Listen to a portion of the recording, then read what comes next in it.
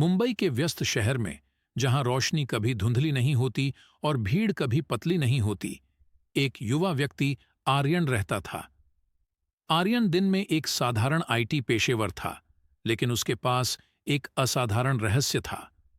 उसे बिजली को नियंत्रित करने और संचालित करने की क्षमता थी। यह शक्ति आर्यन के साथ जन्म से नहीं थी। यह एक तूफानी रात में एक दुर्घटना का परिणाम थी। एक रात काम से घर लौटते समय आर्यन एक भयंकर तूफान में फंस गया। एक पेड़ के नीचे शरण लेते हुए उसे एक शक्तिशाली बिजली का झटका लगा। मरने के बजाय उसने खुद को अविश्वसनीय विद्युत शक्तियों से लैस पाया। पहले तो आर्यन अपनी नई शक्तियों से डर गया था।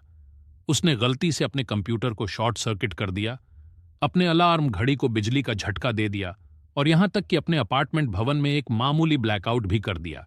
लेकिन समय के साथ उसने अपनी शक्तियों को समझना और नियंत्रित करना शुरू कर दिया। अपने पसंदीदा सुपर हीरो कॉमिक्स से प्रेरित होकर आर्यन ने अपनी शक्तियों का उपयोग अच्छे के लिए करने का निर्णय लिया। उसने एक सूट तैयार किया जो उच्च वोल्टेज को सहन कर सके और खुद को थंडरबोल्ट कहना शुरू कर दिया। एक शाम शहर की निगरानी करते हुए थंडरबोल्ट ने देखा कि एक समूह सशस्त्र लुटेरों ने एक बैंक को लूटने की कोशिश की। बिना किसी हिचकिचाहट के वह कार्रवाई में कूद गया। अपनी विद्युत शक्तियों का उपयोग करते हुए उसने एक विद्युत चुंबकीय पल्स बनाया, जिसने लुटेरों के हथियारों और वाहनों को निष्क्रिय कर दिया। लुटेरे स्तब्ध और भ्रमित पुलिस द्वारा आसानी से पकड़े गए।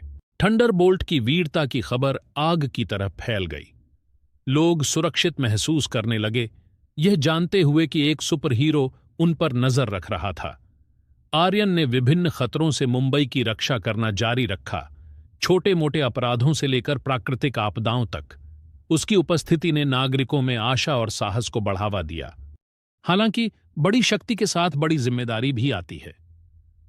आर्यन को अपनी दोहरी जिंदगी को संतुलित करना पड़ा। अपनी पहचान को गुप्त रखते हुए अपने परिवार और दोस्तों के लिए मौजूद रहना पड़ा। यह आसान नहीं था, लेकिन उसने प्रबंधन किया, दुनिया को एक बेहतर जगह बनाने की अपनी इच्छा से प्रेरित होकर। एक दिन एक दुर्जेय प्रतिद्वंद्वी उभरा। डॉ काव्या सिंह, एक प्रतिभाशाली लेकिन विकृत वैज्ञानिक, ने थंडरबोल्ट की सच्ची पहचान का पता लगा लिया। अपनी उन्नत तकनीक का उपयोग करके उसने ऐसे उपकरण बनाए जो आर्यन की शक्तियों को निष्क्रिय कर सकते थे। एक गगनचुंबी इमारत के शीर्ष पर एक महत्वपूर्ण लड़ाई में थंडरबोल्ट और डॉ सिंह का सामना हुआ। उसके चालाकी भरे तरीकों के बावजूद आर्यन का दृढ़ संकल्प और तेज सोच जीत गई। उसने उसके उपकरणों को नष्ट कर दिया और उसे न्याय दिलाया। डॉ सिंह पर थंडरबोल्ट की विजय ने उसे मुंबई के संरक्षक के रूप में स्थापित कर दिया।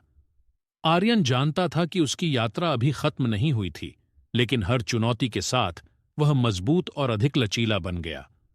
उसने अपनी सिटी की रक्षा जारी रखने की कसम खाई, यह जानते हुए कि जब तक थंडरबोल्ट आसपास रहेगा, मुंबई हमेशा एक उम्मीद की किरण होगी।